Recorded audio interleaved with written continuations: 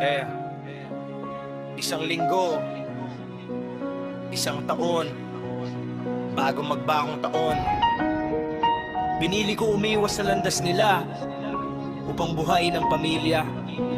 Aksaya ng panahon, sabi nila, paggawa ng letra ng kanta. Pinagpalang bahaghari ng tugma, saniban mo namang letrang pandigma. Ang malika, ang kantang may timpla, gamit ang tinta, diplomang metal.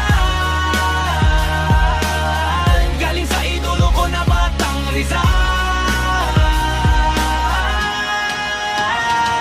Taon-taon tumatalon, tuwing bagong taon, matagal kong pinalampas ang pagkakataon na sumulat ng agana sa samakal sa mukha ng mga tao. Dati sa akin ay hindi naniwala, pinagtawanan at kinutya, pero ngayon ay inyong mapapakinggan. Husay ng tao na umidolo sa Batang Rizal.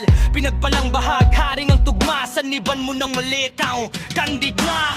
Pinagpalang bahagharing ang tugma, saniban mo ng mga letrang pandigma. Upang malikha ang kantang may timpla, gamit ang tinta at diplomang metal. Galing sa idolo ko na Batang Rizal.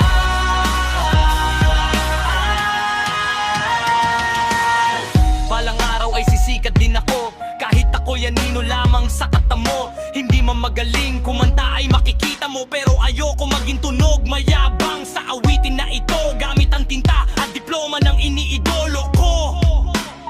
Pinagpalang bahagharing ang tugma, saniban mo ng letrang pandigma. Pinagpalang bahagharing ang tugma, saniban mo ng letrang pandigma. Upang malikha ang kantang may timpla, gamit ang tinta at diplomang metal. Galing sa idolo ko na Batang Rizal.